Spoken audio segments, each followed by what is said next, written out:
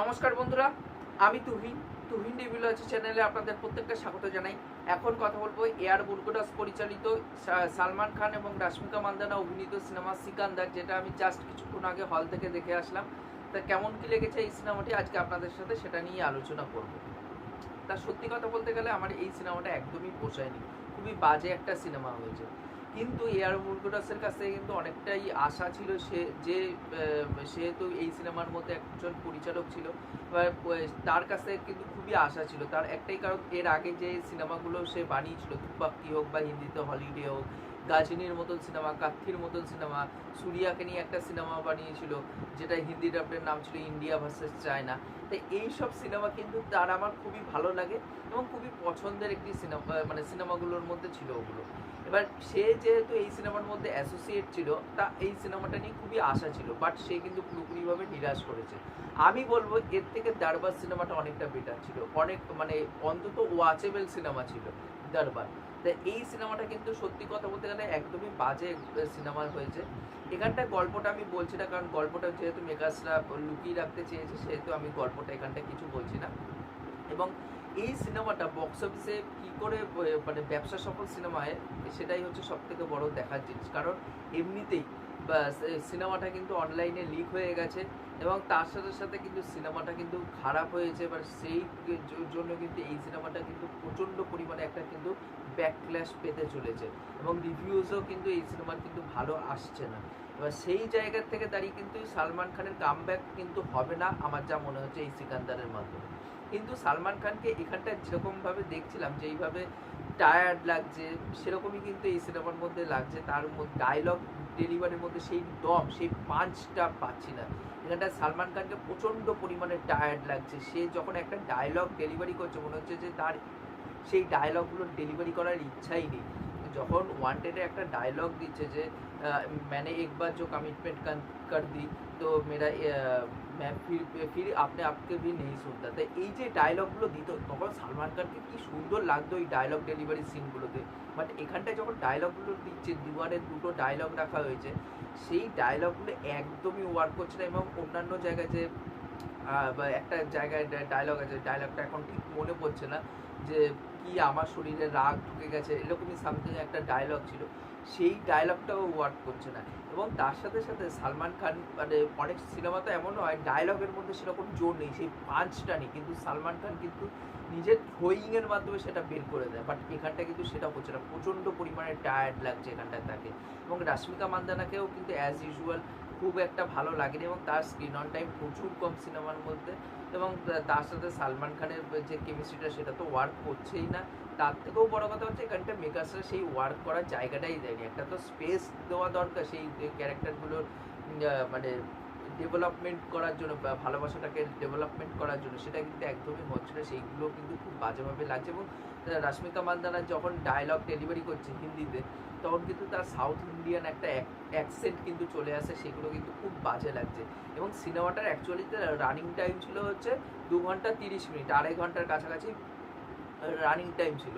But সেটাকে পরবর্তীকালে আবার কেটে সেটাকে রিসেন্সার করিয়ে 2 ঘন্টা 15 না 16 মিনিট করা হয়েছে।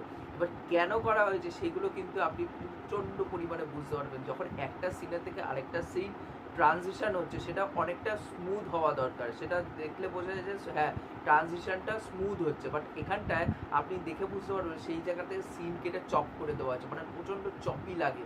একটা সিকোয়েন্স আপনাদেরকে বলছি, একটা সিকোয়েন্স আছে খাদানের মধ্যে, অ্যাকশন সিকোয়েন্স। এবার সেই জায়গায় মানে একটা সিন হচ্ছে, হুট করে অ্যাকশন ঢুকে গেছে সিনটার মধ্যে, মানে অ্যাকশন হবেই, কিন্তু অন্য একটা সিনের সাথে সেই জায়গায় অ্যাকশনটা এমনভাবেই ঢোকে, মনে হবে কি ওই জায়গায় একটা বড় একটা কিছু সিন ছিল, সেটাকে চপ করে বাদ করে দেওয়া হয়েছে।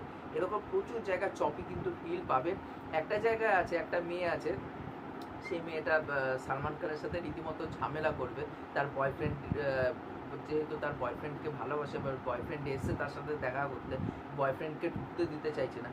সেই জায়গাটা নাছোড় বান্দা, যে মেয়েটা খুব মানে মেয়েটা সালমান খানকে বলছে যে কেন তুমি আমার সাথে দেখা করতে দিচ্ছ না, ও আমি ওকে ভালোবাসি, হ্যানা ত্যানা এসব বলছে। সালমান খান ওকে বোঝাচ্ছে হুট করে ওই সিনটা চপ করে দেওয়া হয়েছে। ওই সিনটা চপ যে হয়েছে সেটা কিন্তু পরিষ্কার বোঝা যাচ্ছে। তখনই আমরা পরের সিনে দেখতে পাচ্ছি মেয়েটা সালমান খানকে বলছে, হ্যাঁ তুমি যেটা করছো সেটা কিন্তু ঠিক করা হয়েছে। এবং তার সাথে সাথে এয়ার মুরগাদাসের সিনেমাতে সবসময় একটা সোশ্যাল ইস্যুকে নিয়ে বক্তব্য থাকে, এই গানটাও রাখা হয়েছে। সেই বক্তব্যগুলো না মানে মনে হচ্ছে ফোর্স ফিট করা হয়েছে, এই গানটা অর্গ্যানিক্যালিভাবে কিন্তু সেই জিনিসগুলো আসছে না। সেই জিনিসগুলো কিন্তু খুবই খারাপ লেগেছে। এবং সাপোর্টিং কাস্টে যাদেরকে রেখেছে অ্যাকচুয়ালিতে, এখানটা সাপোর্টিং কাস্টেও কিন্তু তাদেরকে সেইভাবে জায়গা দেওয়া হয়নি এবং যার জন্য তাদের পারফরমেন্সও উঠে আসেনি।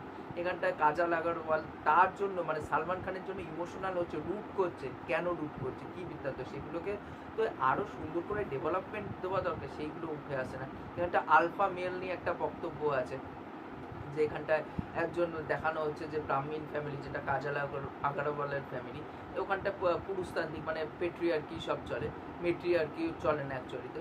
ওখানটা মেয়েদেরকে বাইরে কাজ করতে যাওয়ার হচ্ছে বারণ, যা কাজ করবে ছেলেরা কাজ করবে। তো সেই জায়গায় একটা আলফা মেল নিয়ে বক্তব্য আছে। এবং অন্যদিকে যেই মেয়েটাকে তার বয়ফ্রেন্ডের সাথে আটকানো মানে দেখা করতে আটকাচ্ছে, সেই জায়গায় একটা বক্তব্য রাখা হয়েছে যে মেয়েটা বলে যে ও আমাকে ভালোবাসে, আমি ওকে ভালোবাসি। এবার সেই জায়গা থেকে দাঁড়িয়ে ও আমাকে মারুক ধরুক যাই করুক না কেন, ও আলফা মেল। সেই যে আলফা মেল নিয়ে এই দুটো জায়গায় কিন্তু বক্তব্য রাখা হয়েছে, বাট সেগুলো কিন্তু অর্গ্যানিক্যালিভাবে কিন্তু আসে না। মানে শারমান জোশীর মতন ভালো অ্যাক্টারকে নেওয়া হয়েছে, তাকে ওয়েস্ট করা হয়েছে। এবং একটা ক্যারেক্টার আছে, মানে সিনগুলো এত চপি, বুঝতে পারবেন একটা ক্যারেক্টার আসছে হুট করে সিনেমার ফার্স্ট হাফে নেই, সেকেন্ড হাফে হুট করে ঢুকে আসছে। মানে এই যে জিনিসপত্রগুলো এত বাজেভাবে সিনের মধ্যে ঢুকছে, সেগুলো বাজে। এবং ভিলেন সাত্যারাজকে তো জায়গা দেওয়া হয়নি, এবং সাত্যারাজকে পুরোপুরিভাবে ওয়েস্ট করা হয়েছে। এত ভালো একজন অ্যাক্টার সাত্যারাজ সাউথের, তাকে পুরোপুরিভাবে এখানটা ওয়েস্ট করে দেওয়া হয়েছে। মানে ভিলেন ওয়ান ডাইমেনশনালও আমার বলবো না, এই ভিলেন লাগছেই না অ্যাকচুয়ালি। কনফ্লিক্টটা যেটা দেওয়া হয়েছে অ্যাকচুয়ালি হিরো ভিলেনের মধ্যে যে কনফ্লিক্ট, সেই কনফ্লিক্টটা কোথাও না কোথাও কি খুব দুর্বল মনে হচ্ছে। এ তো জোর করে মনে হয় ভিলেনগিরি করছে, এরকম দেখে মনে হবে। তা খুবই বাজে সিনেমা হয়েছে টোটালে।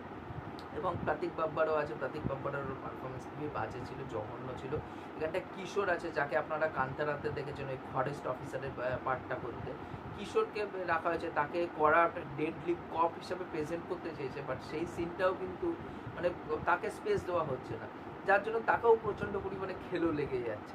তাই ওভারঅলে সিনেমাটা খুবই বাজে হয়েছে, মানে সিনগুলো একদম জঘন্য হয়েছে। এবং অ্যাকশন বলবো যে কিছু কিছু জায়গায় যখন ওই ভাই পাঞ্চগুলো থ্রো করছে, ওই হাতের মুভমেন্টের সাথে ক্যামেরাটা রোট করছে, সেই সিকোয়েন্সগুলো ভালো লাগছে। বাট ওভারঅলে কিন্তু অ্যাকশন কোরিওগ্রাফগুলো কিন্তু অত ভালো হয়নি সত্যি কথা বলতে গেলে। তবুও এখনও আশা আছে, কারণ মাদ্রাসির টিজারটা ভালো হয়েছে, শিবা কার্তিকের সাথে আসছে। এরপরে দেখা যাক ওই সিনেমাটা কেমন হয়, ওই সিনেমাটা ভালো হয় কিনা। এবং এয়ার মুরগাদাসের কিন্তু এই সিনেমার মাধ্যমেও কিন্তু কামব্যাক হবেন, এটা কিন্তু আপনি ধরে নিতে পারেন। এবং এখানটায় ব্যাকগ্রাউন্ড স্কোর একদমই ওয়ার্ক করছে না। মানে ব্যাকগ্রাউন্ড স্কোরগুলো কিছু কিছু জায়গায় মনে হচ্ছে ফ্ল্যাট বেরিয়ে যাচ্ছে, এবং first to last screen play এতটাই ফ্ল্যাট, খুবই বাজে। এবং ব্যাকগ্রাউন্ড স্কোরগুলো কিছু কিছু জায়গায় ধরুন সিন বাজে, কিন্তু ব্যাকগ্রাউন্ড স্কোরগুলো আপলিফটেড করে দেয়।